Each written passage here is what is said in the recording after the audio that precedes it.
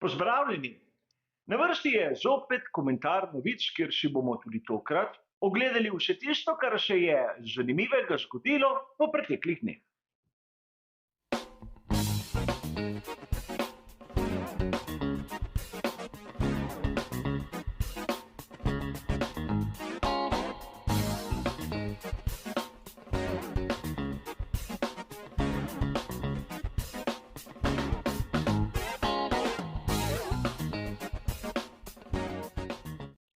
Tudi danes sem izbral 4 različne teme, 4 različne sklope novic.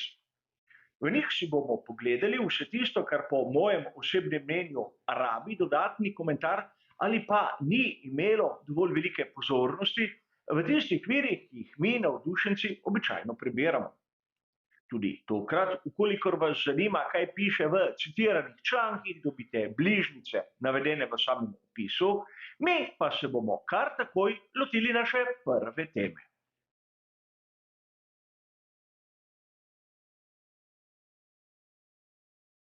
V današnjem prvem sklopu se bomo ukvarjali z novico, ki je stara v resnici le nekaj ur.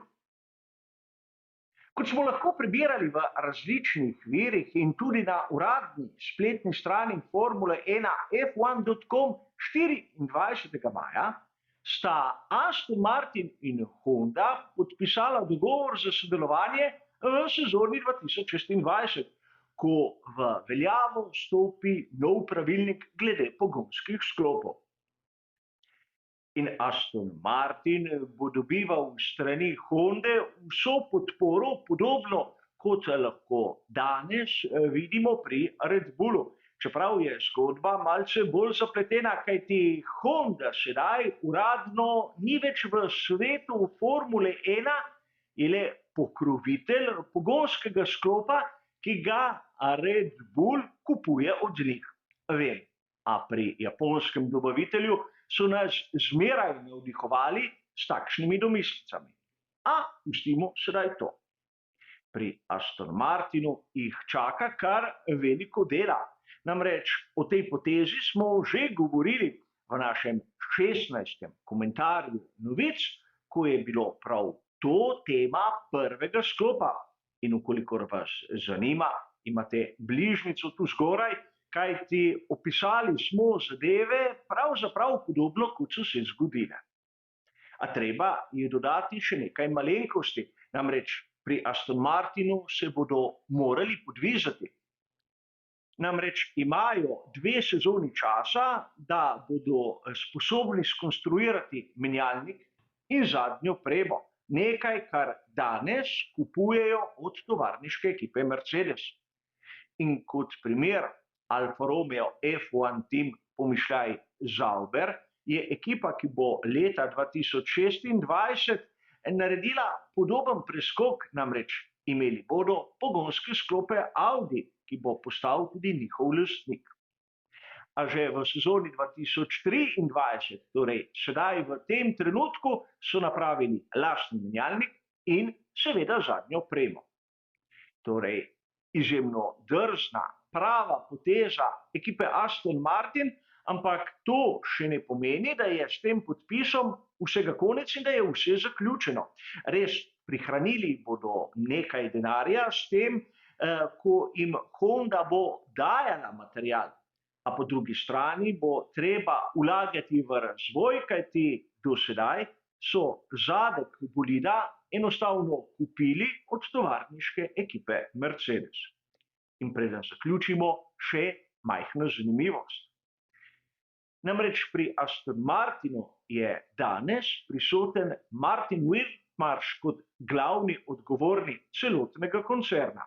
In mnogi se ga verjetno spomnite iz ekipe McLaren. In dobro vemo, da med Hondo in McLarenom je bilo na začetku turbohibridne ere kar nekaj nezadovoljstva in nekaj sporov. A Martin Whitmarsh tu v tej zgodbi ni imel kakšne velike vloge, če jo je sploh imel. Namreč McLaren je zapustil v sezoni 2014, ko so pri ekipi iz Wokinga še uporabljali takrat pogonske sklope Mercedes. In to je zopet nek dokaz, tako v Formuli 1, določeni kadri krožijo, določene poti se srečajo, a konec koncev lahko tudi ni nekega neposrednega vpliva na tisto, kar se je zgodilo. A pojdimo tudi k drugemu sklopu, kjer se bomo pogovarjali pa o drugačni posledici podpisa tega dogovora.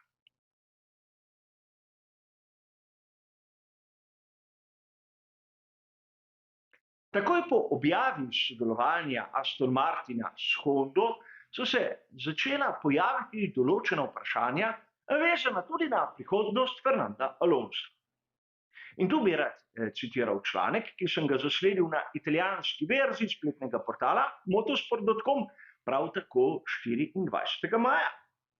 Namreč v članku navajajo politično korektno izjavo Honde, da pravzaprav proti Fernandu Alonsu nimajo nič.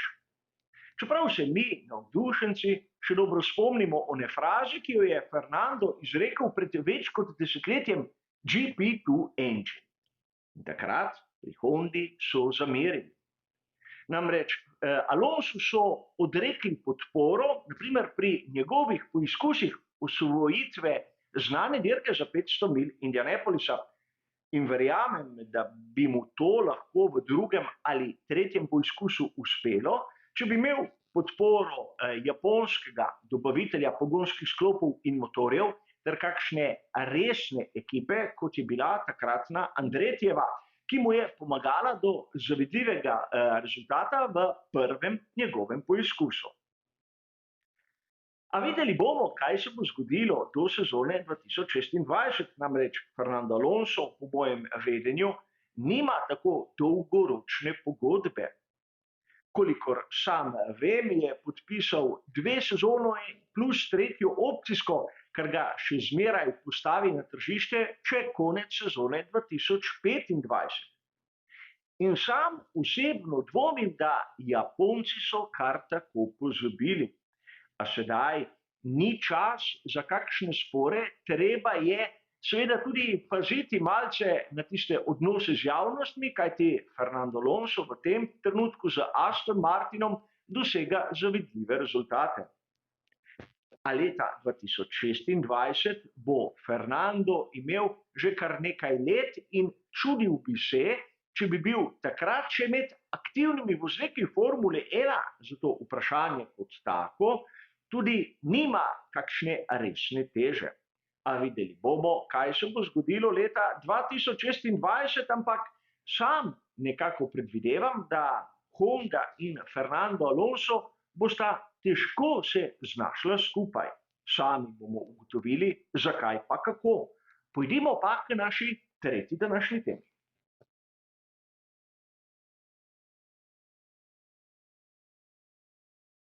Verjemite mi, da pri ekipi McLaren že rahlo pretiravajo. Namreč za veliko nagrado Monaka in naslednjo veliko nagrado Španije bodo imeli na svojih bolidih prav posebno barvno shemo, ki bo ponazarila njihovo osvajanje trojne krone motošporta. O tem smo lahko prebirali zopet na italijanski verziji spletnega portala motorsport.com 23.5. Namreč njihova barvna shema bo ponazarjala 3 obdobja, v katerem so najprej zmagali dirko za 500 milj Indianapolisa leta 1974, nato leta 1984 veliko nagrado Monaka in tu seveda prepoznamo znanega tobačnega pokrovitelja in leta 1995 še njihovo zmago z McLarenom F1 in motorjem BMW na dirki za 24 ur Le Mans in to ponazarja ona črna barva. Zadeva, ki po mojem videnju nima ne repa, ne glave. Namreč trojna krona motošporta, kot sem že omenil, je naslov, ki so se ga izmislili novinarji, da so nekako poveličevali dosežke Grahama Hilla v zadnjem obdobju njegove kariere, ko je bil že v resnem zatonu. Bodimo iskreni, v zadnjih poizkusih Mr. Monaco se na dirko po ulicah Monte Carla ni bil sposoben niti kvalificirati. In sedaj pri McLarenu skušajo zopet pritegovati pozornost in to na način, ki ne obeležuje nobene posebne obletnice, nobenega, bodimo iskreni, posebnega dosežka, le nekaj, da se je drugačno in da se o tem govori.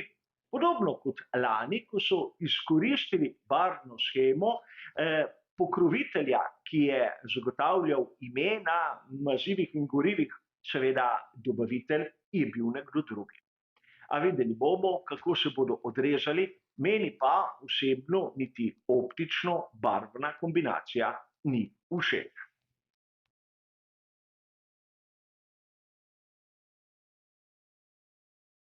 Za konec pa še tema, ki je po mojem mnenju zanimiva in rahlo kontroverzna. Kot smo lahko prebrali na spletnem portalu RaceFans 23.5. je kar naenkrat iz medijev izginila polemika o glasnosti turbohibridnih pogonskih sklopov. Verjetno se še marsikdo izmed vas spomni, kako je bila pred časom to skorajda glavna tema in kako so prireditelji skušali povišati nivo zvoka, od sprememb na sami izpušni cevi do pravih mikrofonov in ojačevalcev. A danes to ni več težava. Čeprav smo lahko pred, na primer, 2 sezonama še slišali glasne kritike, da to je daleč izpod tistega nivoja, kar je včasih bil atmosferski motor V8. A treba je tu priznati, da verjetno mnogi navdušenci niso slišali ne V8, kaj pa šele V10 ali V12. Sam priznam, da se jih bežno spomnim in to celo v živo. Sam zvok motorja z notranjim izgorevanjem je tudi odvisen od števila obratov v minuti, ki pa je zaradi varčevanja z gorivom pri sedanjih pogonskih sklopih izjemno nizko. In poleg tega zaradi sistema MGUH na sami izpušni cevi pride do bistvene redukcije samega hrupa. To v prihajajočem obdobju, ko bodo prišli pogonski sklopi leta 2026 na bolide Formule 1, ne bo več prisotno in lahko bo zvok bolj močan. A zanimivo je po mojem osebnem mnenju še nekaj tretjega.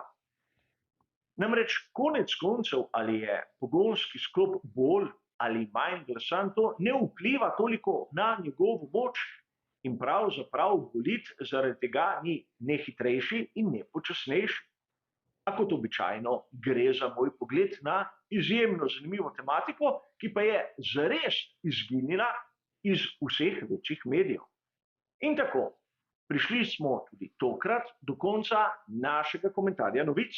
Hvala za vašo pozornost in nasvidenje.